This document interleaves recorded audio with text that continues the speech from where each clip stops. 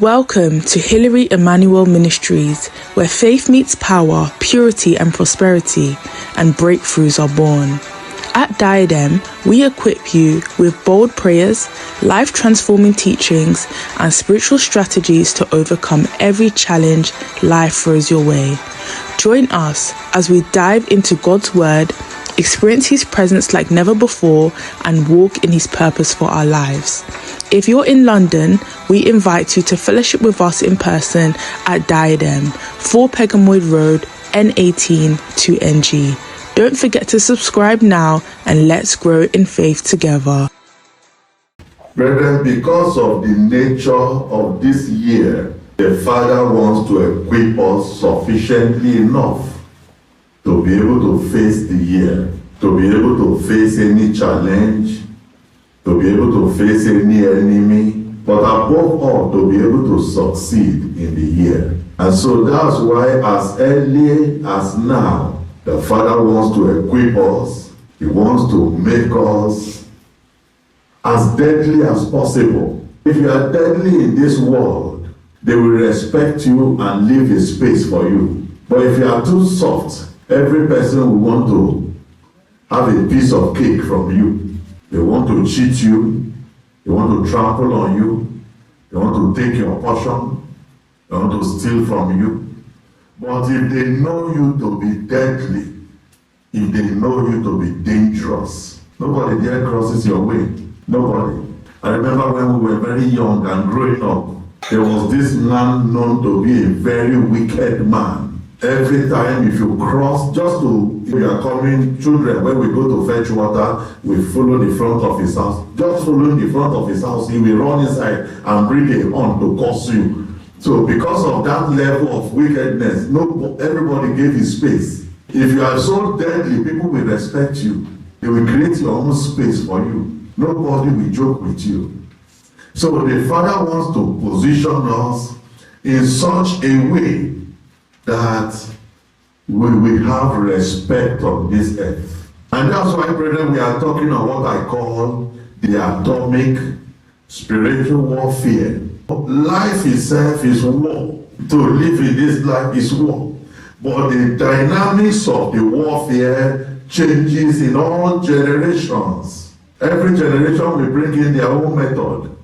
How the warfare will go, what they fight with, weapons they use, and the manner of war. There was a time conventional warfare was fought with bows and arrows, and that was the most deadly, most lethal weapon then. There was a time it was fought with stones, throwing stones.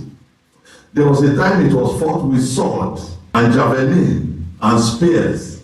There was a time it was fought with axe. And whenever they deployed those things, the people that had the best weapon always win. But a lot of things have changed. So many things have changed. Generations have developed their own weapons of warfare. And the weaponry you use in battle determines your success or failure. The type of weapons you use in battle. Those weapons those days were very effective. But today they are completely useless in battle. Imagine going to any war now, carrying bow and arrow. Imagine going to any war now, major conflict, and carrying things like sword and javelin. You discover that you are not going to even stand in the battle. So that is exactly what we are talking about. Nuclear weapons, atomic weapons, they are decisive weapons of war. They are decisive weapons in battle. Whenever they are deployed, the battle comes to an end immediately. Whenever the only time the world has used it, the only time we have used it on earth, the battle ended immediately because you can't fight anymore. It brings everything to an end. It roasts everything on its path. To roast everything. That is the deadliness of atomic weapons. That is the deadliness of nuclear weapons. And the nuclear weapon we are familiar with, brethren, is human nuclear weapon, not God's own. God's own is still far more deadly than human own. Human own, we know about it, we've seen where they used it before. And the nature of the battle this year The nature of the battle this year requires atomic weapons, especially for those battles that have lingered for too long. Enemies that know already all your strategy, enemies that know already all your capabilities, enemies that know already you're going out and you're coming in. They know that Friday night you will come and pray for 1 hour. They know that Tuesday you don't pray. You only come and tell the Bible story. They know that Sunday, highest thing, you pray for 15 minutes. They have calculated you and they know you inside out. So the only day they feel a little bit of threat is Friday night, and they will go into their hole and hide there and relax and turn that day to the day of enjoyment and merriment while you are sweating. When you finish, they come out. Brethren, you need to change the rhythm of the battle. You have to change the rhythm of the battle. You have to bring in a new weapon, a decisive weapon, a weapon that will bring the battle to an end. And that's what the Father wants to do this year. Isaiah chapter 9. Look at verse 5. It says, for every battle of the warrior is with confused noise and garments rolled in blood. But this shall be with burning and fuel of fire. He said, this is what we call generational change of warfare. Isaiah was prophesying, and he was saying that before now, the way battles are fought is that you come to the battlefront. The Bible in the Old Testament will say they join a battle. That is, they now started fighting each other. And what they do is that the other side will stand with their javelin and the sword and everything. This side will stand, and then they will shout, and then they will run against each other and begin to kill each other. And then they will be screaming and shouting. That's what he's saying here. He said the battle of the water is with a confused noise. Everybody is screaming and shouting. And then you don't know what is shouting. And then it will with garments rolled in blood. He said, but the dynamic is changing. He said a new type of weapon is coming in. A new type of battle is stepping in. He said, but this battle that is going to start now is going to be with what? For the first time, they're going to introduce fuel into battle. And they're going to introduce fire into battle. So you see that at that time, they introduced this new weapon. And he gave us the time that this weapon is going to come into war. Look at it in verse 6. He said, for unto us a child is born. He said, this is how we know when that new weapon comes in. When this child is born. Unto us a son is given. The government of this warfare that is going to be using fuel and fire is going to be on his shoulder. And his name shall be called Wonderful, Counselor, the Mighty God, the Everlasting Father, the Prince of Peace. They will introduce Judges chapter 5. Because every battle has its own dynamism. Look at verse 18. Verse 18, Judges 5:18. Zebulun and Naphtali were a people that jeoparded their lives unto death in the high places of the field. Verse 19, the kings came and fought. They fought the kings of Canaan in Tanakh by the waters of Megiddo. They took no gain of money. Verse 20, they fought from heaven, the stars, and fought. You can see the nature of this battle. Kings joined the battle. Great warriors fought the battle.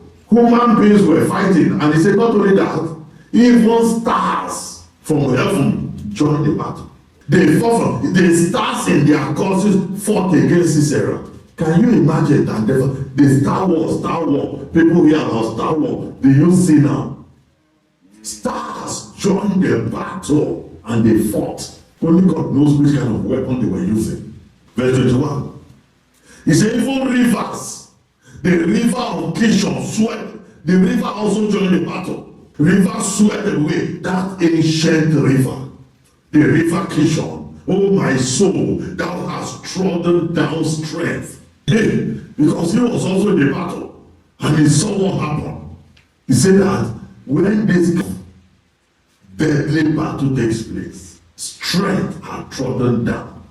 People that are not ordinary people that are strong, that are really strength, that's where they fall. And they fall because something new is introduced into the battle. New weapon is introduced, that's where they fall. Otherwise, they will not ever fall. He said, my soul has trodden down strength. Said in verse 22. Then were the horse hoofs broken by the means of pieces of their. These are cavalry, people that fight on the back of horses. And he said that it was so fierce a battle that the hoof of the leg of the horses broke off in battle. For you to understand the nature of the war. And he said the people riding those horses, they were not, he said they were mighty ones. Mighty ones. Some of us, we have been fighting against mighty enemies. Let's not deceive ourselves. Mighty enemies.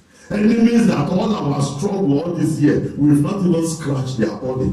We've not scratched them. So if you are fighting against such mighty enemies, you need to introduce a different weapon. You can see that if it was just the horses who breaking and all those things, that would not affect the mighty enemy. I started to now say, I throw down strength of mighty enemy was when stars fought, when heaven fought, when angels fought, when God got involved. That's where the dynamic started to change. That's where strength started to fall. That's when mighty soldiers, warriors started to fall. And that is what is going to begin to happen now. Look at 2 Corinthians chapter 10. 2 Corinthians chapter 10. Look at verse 3.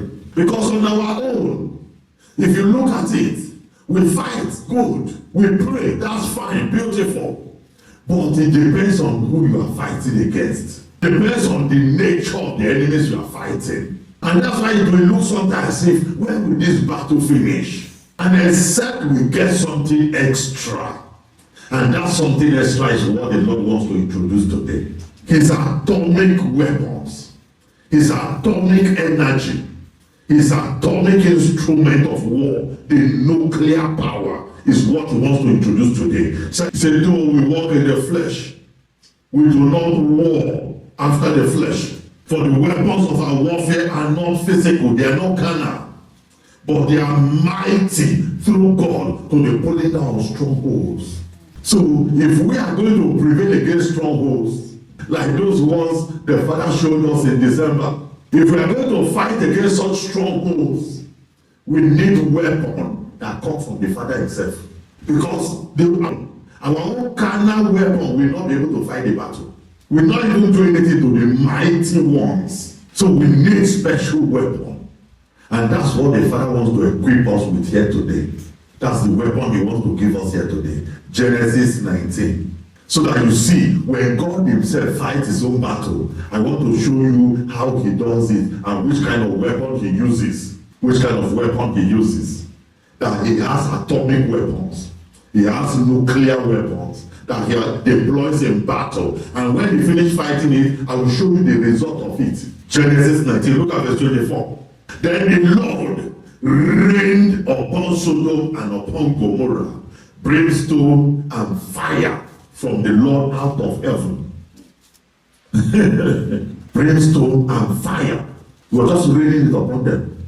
Raining it upon them. That's one thing man has not been able to develop. Brimstone's weapon. How it looks like, we only have the name of nobody. But he was able to rain it upon those cities. Sodom and Gomorrah and all the villages and cities around them. He was able to rain it like rain. And look at what happened. Verse 25.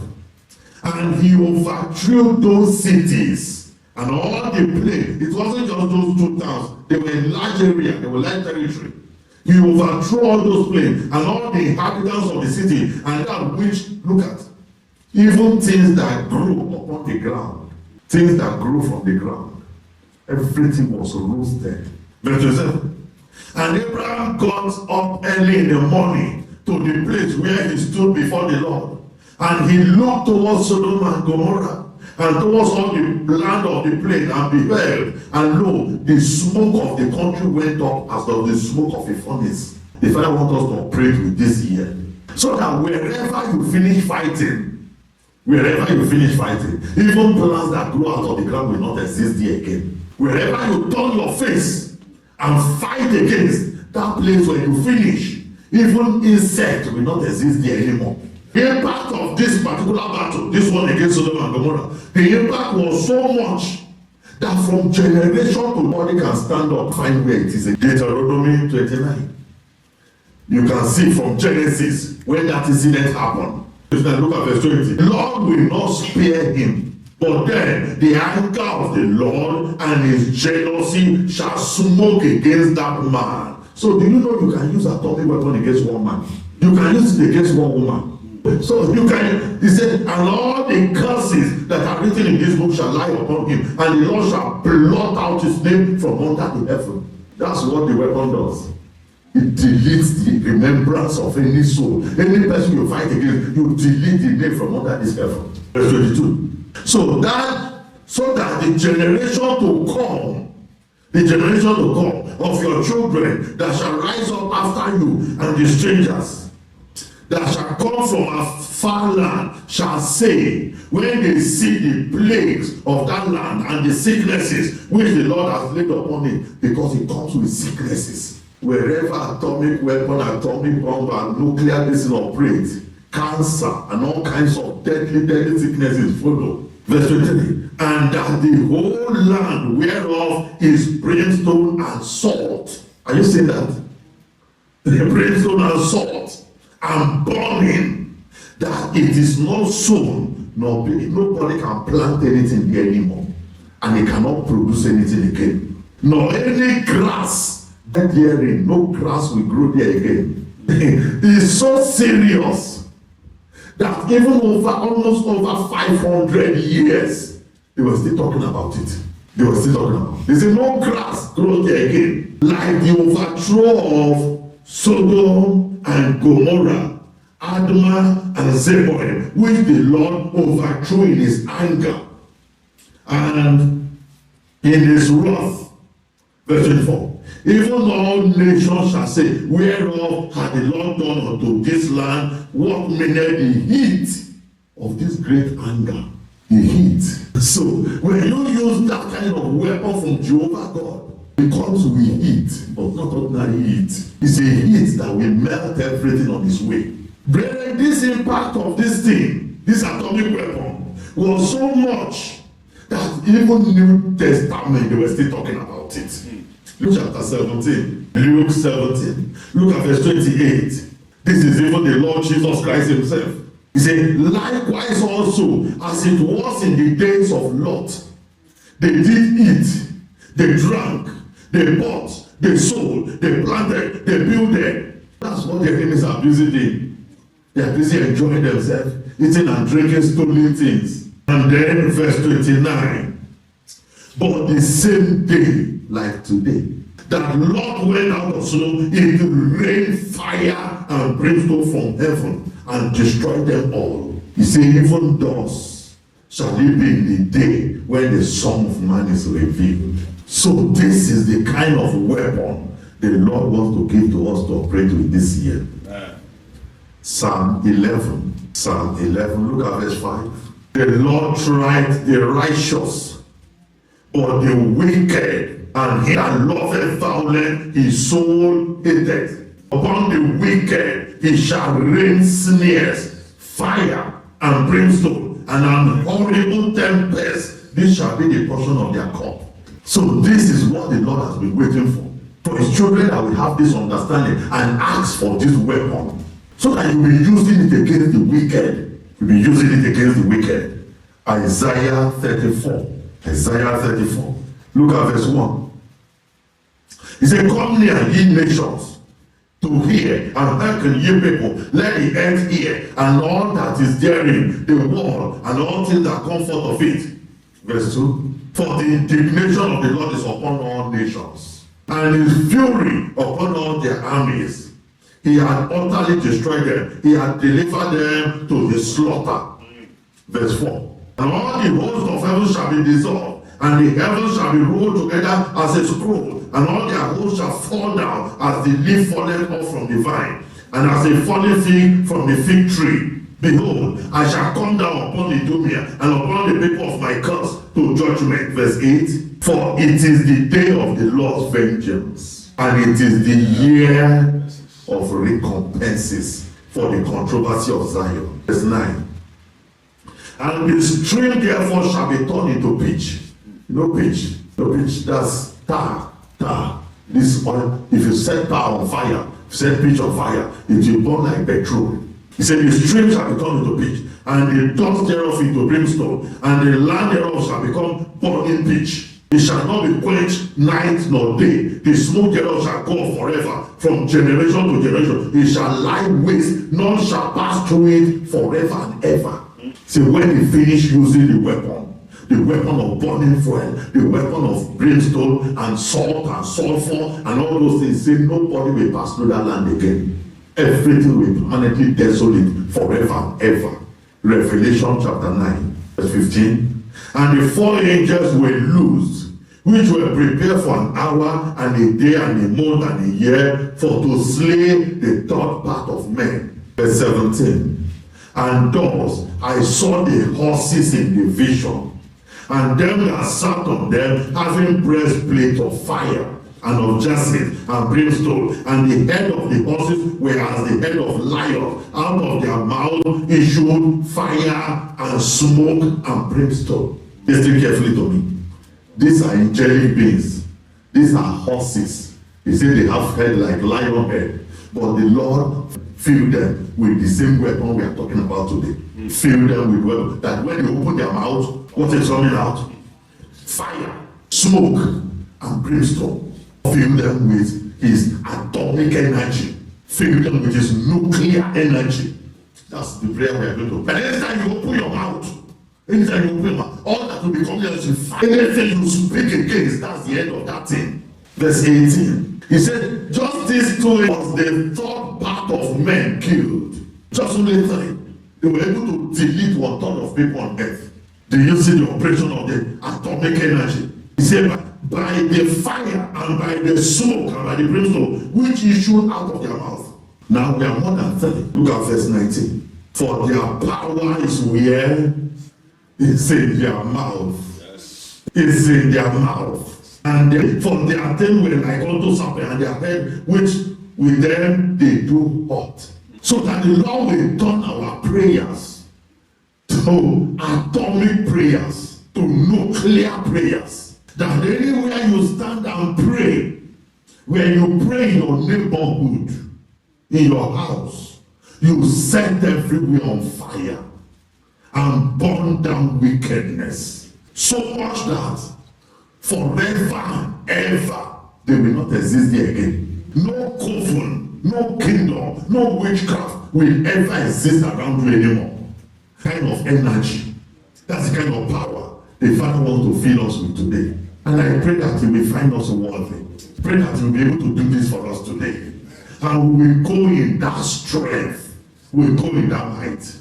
You saw what we read in John. He said that my soul has trodden down strength. All those powers and strong men that have been standing before you all these years, boasting that they are strong, that they are mighty, they are everything, you will tread them down. You will tread them down. You will crush them under your feet. You will delete them from existence. And this must be achieved because this is the desire of the Father. Let's close our eyes. First of all, let's appreciate the Lord. Let's bless the name of the Lord. Let's glorify His name. And say, Father, thank you so much, Lord, for all that you have been doing for me and my family and Diadem. Thank you for watching. If this message blessed you, don't forget to like, share and subscribe to join our growing community of faith. You've just listened to the sermon, but there are powerful prayers that follow. Due to social media rules and guidelines, the prayers have been removed from this video. However, you can access the full prayers and more life-changing resources by visiting www.pastorhillary.org or downloading our app Diadem Media. If you're in the London area, we'd love to have you fellowship with us in person at 4 Pegamoid Road, N18 2NG. If you have any questions about this message, want counseling from Pastor Hillary, or wish to share your testimonies following the prayers, please leave a comment below and someone from our team will get in touch. Until next time, may God bless you abundantly and guide you in all your ways. Stay victorious.